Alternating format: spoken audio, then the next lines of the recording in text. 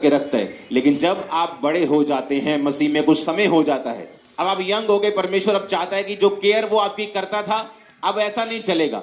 आपको विश्वास के साथ चलना होगा, काम करके चलना होगा, अपने उद्धार के विषय में खुद काम करना होगा और स्टेप आगे बढ़ाने होंगे, ताकि जिस काम के लिए प्रभु ने आपको बुलाया वो काम आपकी जिंदगी में पूरा हो सके। अब बात यह है कि क्यों एक चेला ज्यादा अनॉइंटेड और दूसरा चेला कम?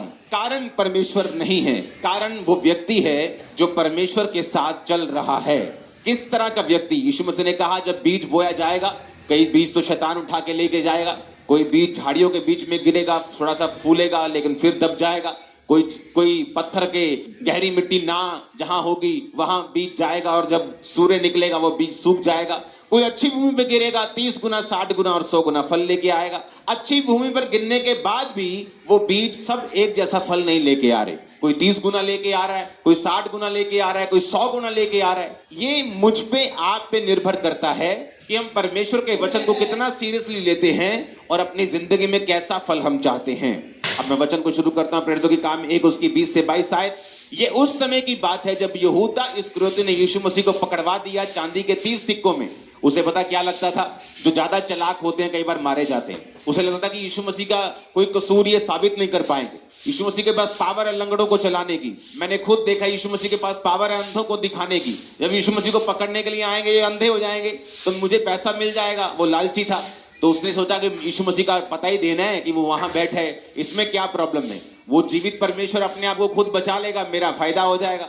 लेकिन उसे मालूम नहीं था कि वो एक शैतानी प्लान का हिस्सा बन रहा है, क्योंकि जीसस क्राइस्ट ने कहा था भला होता कि वो मनुष्य पैदा ही ना होता, क्योंकि जिसने मुझे पकड़वाया है उसका पाप बड़ा है। और जब वो पकड़वाया गया तो जब उसने देखा कि यीशु मसीह ने अपने आप को छुड़ाया नहीं, क्योंकि उसे मालूम नहीं था कि ये परमेश्वर का प्लान है कि वो 3 दिन अपने आप को नहीं छुड़वाएगा, मारा जाएगा, गाड़ा जाएगा, तीसरे दिन मुर्दों में से जी उठेगा।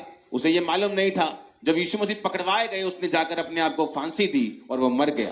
जब यहूदा इस्करियोती मर गया तो चेले 12 के 11 रह गए। तो उन्होंने सोचा जो परमेश्वर ने इस्टेब्लिश किया है उसको हम तोड़ेंगे नहीं। अगर चेले 12 चुने थे तो हम उसे 12 ही रखेंगे। तो ऐसा करते हैं, हम एक चेला चुनते हैं, क्योंकि भजन संहिता में जो प्रोफेटिक वर्ड हुआ था यहूदा इस्करियोती के लिए कि उसका पेट फट जाए, उसकी आंतड़ियां निकल जाए, और वैसे ही वो मरा। जब वो गिरा फांसी से तो उसका पेट फटा, आंतड़ियां निकल गई। उसका पद कोई दूसरा ले ले। तो ये प्रोफेटिक वर्ड था कि जो व्यक्ति यीशु मसीह को पकड़वाएगा उसका पद, उसका स्थान कोई दूसरा लेगा। तो पतरस ने कहा कि अब ऐसा करो, एक चेला चुनते हैं और वो चेला जो होगा हमारे साथ परमेश्वर के जी उठने का गवाह होगा। पर उस चेले की काबिलियत क्या होनी चाहिए? उसने कहा जितने लोग जब जीसस क्राइस्ट